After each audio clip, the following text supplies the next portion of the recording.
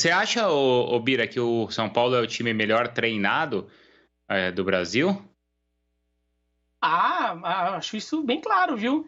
E o Bira até falou que do Santos, eu acho que o trabalho do Cuca no Santos é bom. O resultado que a gente tira do Santos, que a gente vê com o Santos, até pelo que foi a temporada do Santos, foi uma zona a temporada do Santos em todos os aspectos, sobretudo fora do campo, é uma bagunça total. Então é absurdo o que o Santos vem fazendo com o Cuca. Ainda assim, eu acho que em relação a treino, time treinado, acho que o São Paulo é bem superior ao Santos do Cuca, em nível de trabalho. Eu acho que o Santos do Cuca vence o São Paulo em outros aspectos, assim, diminui a diferença em outros aspectos.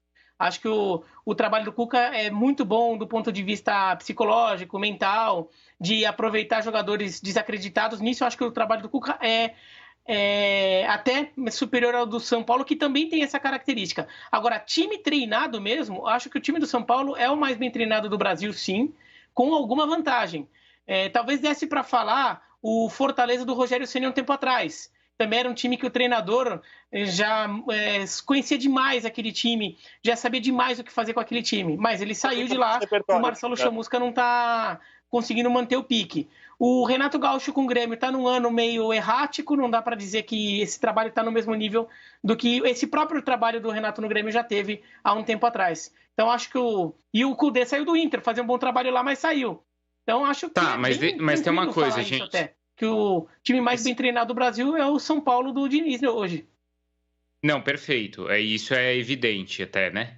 Mas ele é bem treinado, mas ele depende desses 11 titulares? E aí, por que eu estou fazendo essa pergunta? Vamos pegar, por exemplo, que era o Corinthians do Tite há alguns anos, tá? Ele tinha os 11 titulares. Saía uma peça, entrava outra no mesmo lugar, você via que o time era bem treinado porque o time continuava jogando do mesmo jeito. Então você falava, isso é trabalho do treinador. Sai uma peça, entra outra, o time continua assim, não tem um ruído diferente. Se acontecer isso no São Paulo, sai uma peça, entra outra, o som, a sinfonia é a mesma? Dependendo do jogador, não dá. Dependendo do jogador, acho que o time de São Paulo tem uma... Dependência é uma palavra meio forte, que parece que está dependendo de um cara.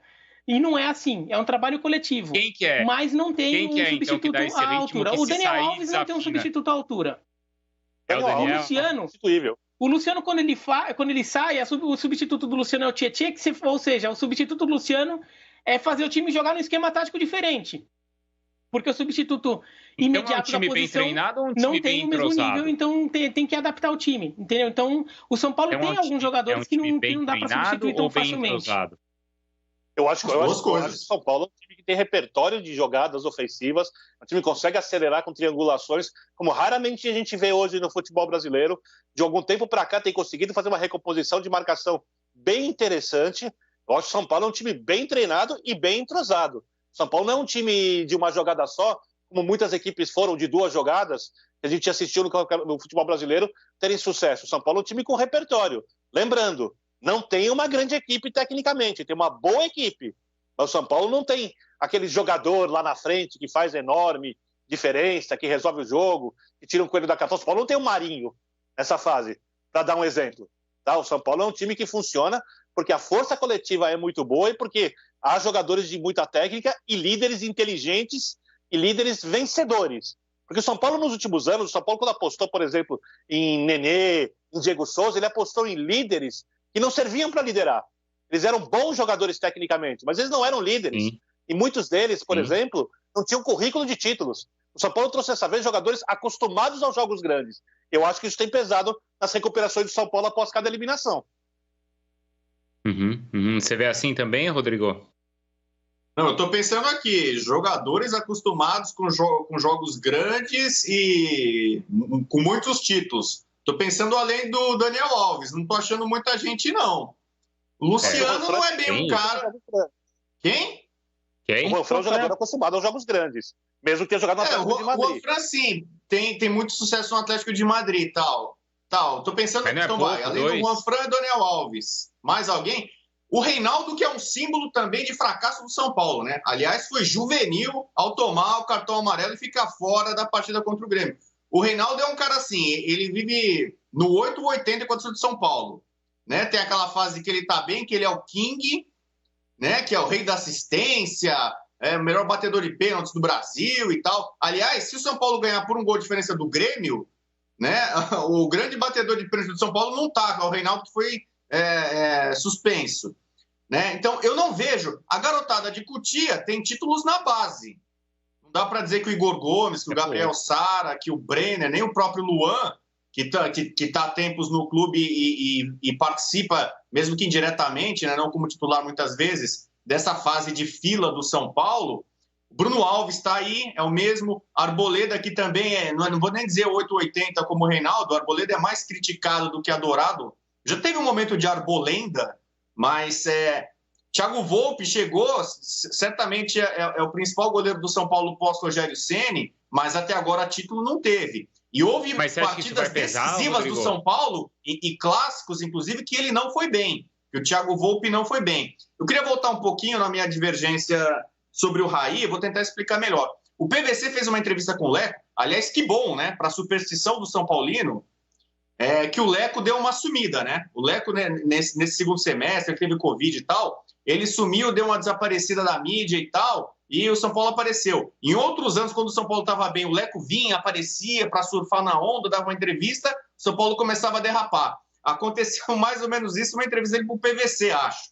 E ele contou que ele estava para demitir o Diniz, e aí uma conversa que ele teve, acho que foi no almoço, com o Daniel Alves que em 10, 15 minutos convenceu o Leco, não demite o Diniz. Então, assim como o Daniel Alves praticamente contratou o Diniz, não foi uma ideia muito o Raí vai lá, tem que assinar alguém lá, o Pássaro, mas foi uma ideia que partiu muito do Daniel Alves, os jogadores, os líderes. O Thiago Volpi, quando saiu do São Paulo, ele saía lá e abraçava o Diniz, a garotada de Cotia, o Gabriel Sara. Imagina como esses caras são gratos ao Diniz. Por isso que eu digo, esse grupo que chegou e bancou, abraçou o Diniz, olha, direção, no final do ano vocês vão sair, a gestão está acabando, vai trocar para quê?